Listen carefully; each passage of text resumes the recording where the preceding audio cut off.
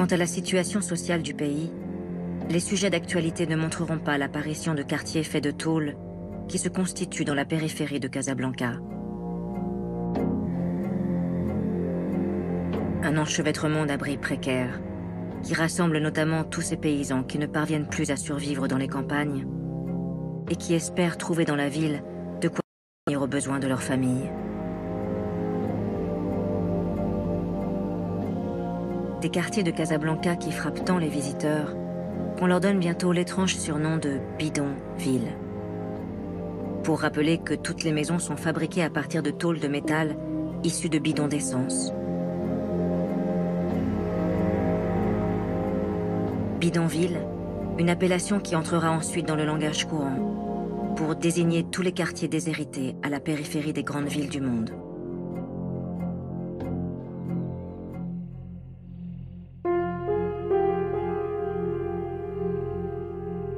Et ce que les actualités cinématographiques montreront encore moins que ces bidonvilles, c'est le quartier de Casablanca qui a été bâti juste en face. Un quartier pourtant construit de toutes pièces par des architectes français de renom, sur le modèle d'une médina, avec ses portes et ses jolies fontaines. Un quartier que tous les habitants de la ville connaissent et qui s'appelle Bousbir.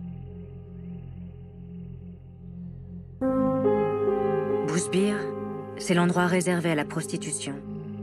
Un quartier fermé et gardé qui rassemble plus de 500 femmes marocaines à la disposition de la petite société coloniale comme des touristes européens.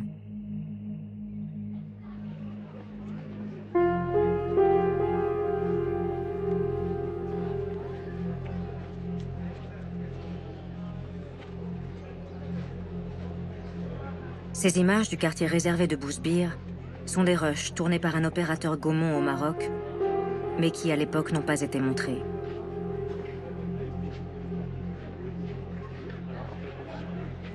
Construit en 1922, au moment où Lyautey planifie l'édification des villes modernes du pays, Bousbir est né de la volonté des autorités de lutter contre la propagation des maladies vénériennes en raison du développement de la prostitution.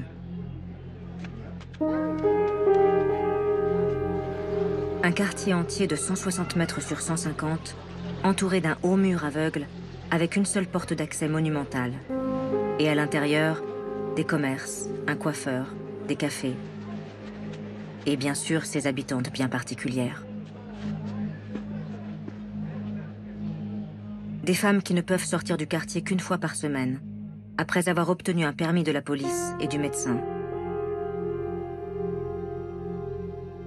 Une prison à ciel ouvert pour ces travailleuses du sexe, photographiée ici par la photoreporter Denise Bellon dans les années 30.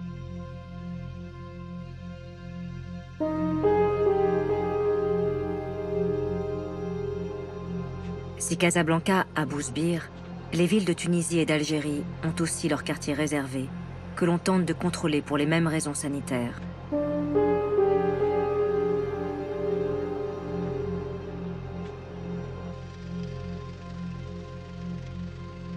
Depuis les débuts de la colonisation, une des motivations pour les candidats au départ, c'est cette promesse insidieuse de femmes offertes et soumises, et qui paraissent mises à la disposition des Blancs.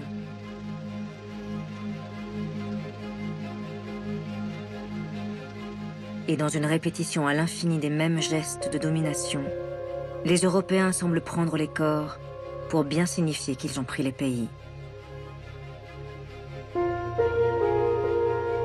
Des images dérangeantes qui témoignent du grand marché sexuel qu'est alors devenu l'Empire.